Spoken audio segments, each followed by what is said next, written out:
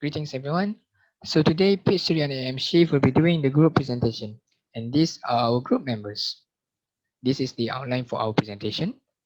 For the general introduction, there are a few cases that we have been encountered during the attachment from this ward, such as first of all, newborn, low birth weight, premature meconium stain, and also NMJ. Patient who have tonsillitis, viral fever, AGE, and also the most common cases that we have been encountered are respiratory distress such as bronchiolitis, asthma, and pneumonia. For the introduction for our own case study that we will be discussing today, patient's name is Z. She is 6 years and 6 months old. Her weight is 17.2 kg. She has been diagnosed severe AEBA, which is acute exacerbation of bronchial asthma, secondary to URTI. She has been admitted on 21st of March. She has been referred from the ETD department and she has been admitted with stretcher and also accompanied by her father.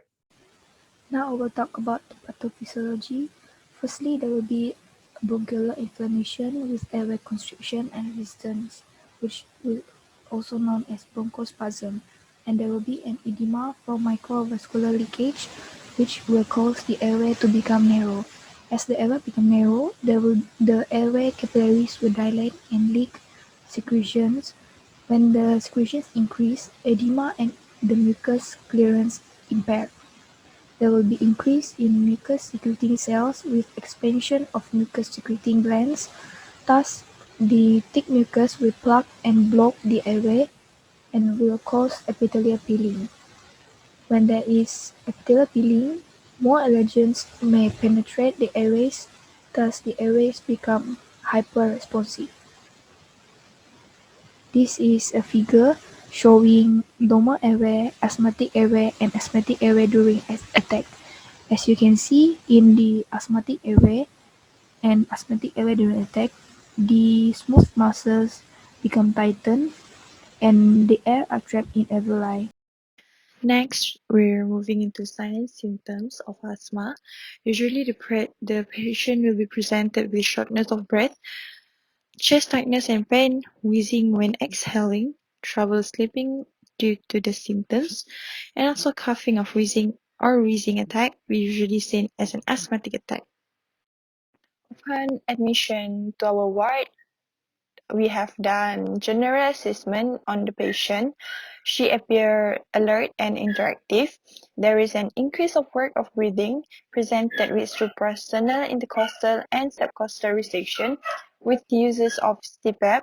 The circulation seems normal with capillary refill time less than 2 seconds.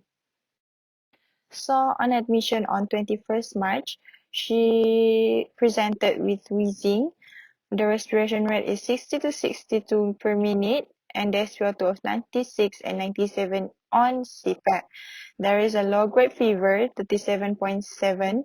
The pulse rate is 146.148 per minute, which she is a bit tachypnic and seems drowsy due to the medication in the ETD. So during our interview on 26 March, we done another assessment on her. The lung is clear, there is no more wheezing, the respiration rate, the vital sign all have gone into a normal range, and she also seems more alert, active, and also interactive. When she was first admitted, her sign and symptom of asthma was she's lethargic. She has a shortness of breath, chesty cough for 1 day, fever for 1 day, and also less oral intake for 1 day. She has no allergy. There is a medication from home, MDI salbutamol, MDI flixotide. However, the patient defaulted the medication intake. And then past medical history is this patient previously admitted due to bronchial asthma as well. The immunization status is up to date. The BCG scar is 0.8 centimeter. There is a normal micturition and bubble pattern, normal enteroid trend. The dietary intake is decreased. For head to toe assessment, the hair is clean, the face and neck is normal, the oral is clean, no thrush, the teeth is healthy, no cavity, the ear and eye are normal and no discharge. Nose is normal, no discharge as well. Abdomen is normal, not distended. Upper lower limb is normal as well. For social background, the father worked as a policeman and the mother is a housewife.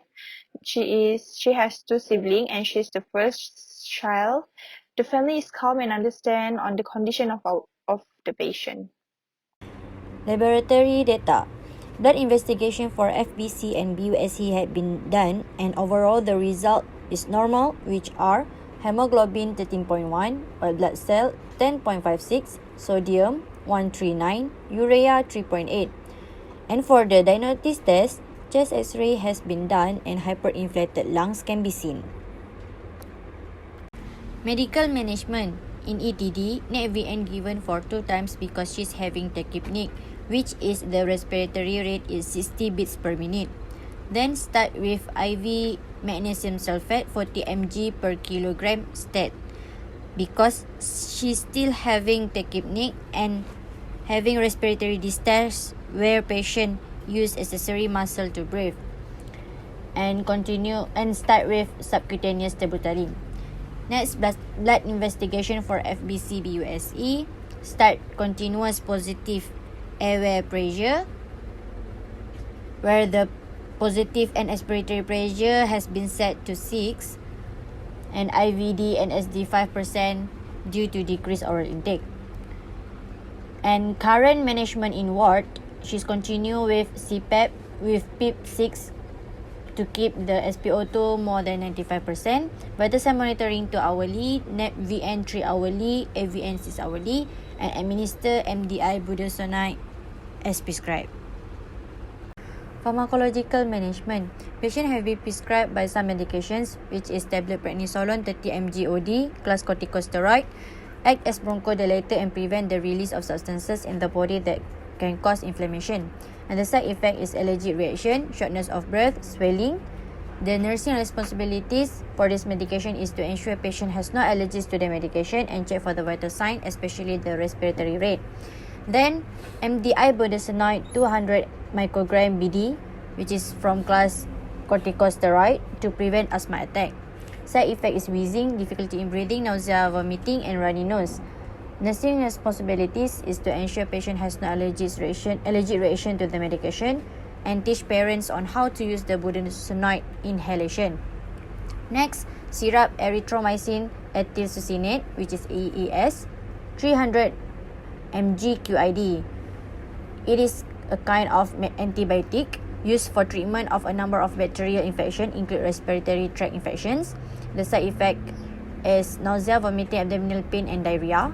The nursing responsibility is to administer medication based on the weight of the patient and prescription by the doctor. Next, Ventolin syrup, which is from class beta-2 agonist. It is a bronchodilator that relax muscles and the airways and increase airflow to the lungs. Side effect wheezing, fast heart rate, and difficulty in breathing. Nursing responsibility is use Ventolin as prescribed by the doctor. Monitor SpO2, respiratory rate, and heart rate for hourly. Lastly, atrovan, which is from class anticholinergic to prevent bronchospasm or narrowing airways in the lungs. The side effect is cough with mucus, wheezing, breathing problem, and dry mouth. The nursing responsibility is to assess for contraindications or cautions, especially the allergic reaction, and also establish baseline physical assessment to monitor for any potential adverse effect.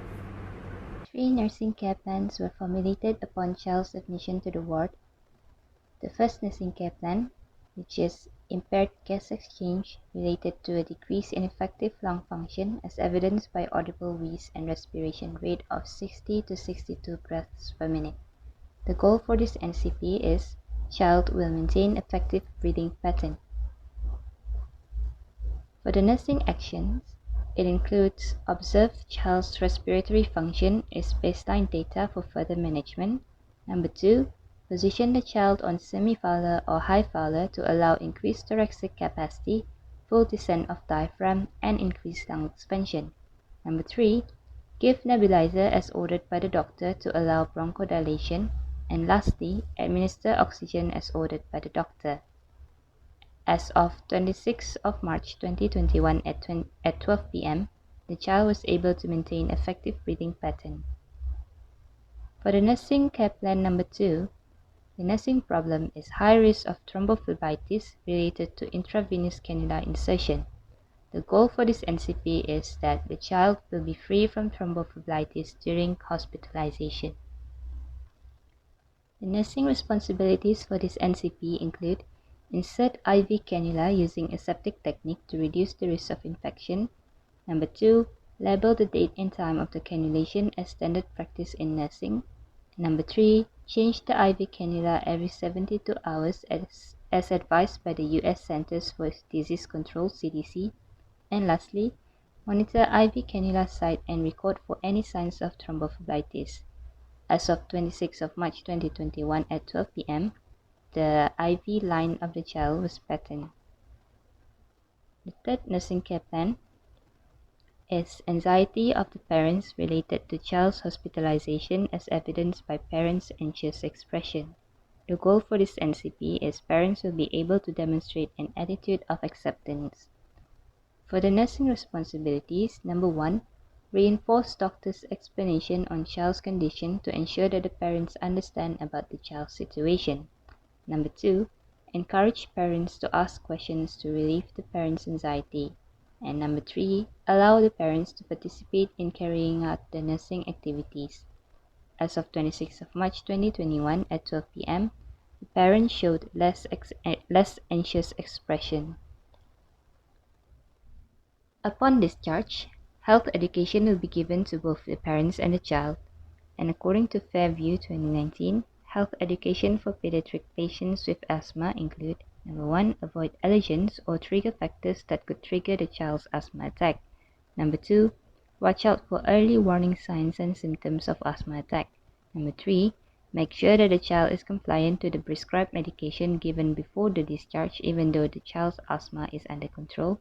And number 4, bring along an inhaler wherever the child goes as first aid for the child's sudden asthma attack. And lastly, go for follow-up treatment as directed. For the conclusion, patient has been diagnosed with severe ABS secondary to a URTI. The main concern in this patient is regarding her respiratory level and also her impaired gas exchange. That is the reason why she has been using the CPAP.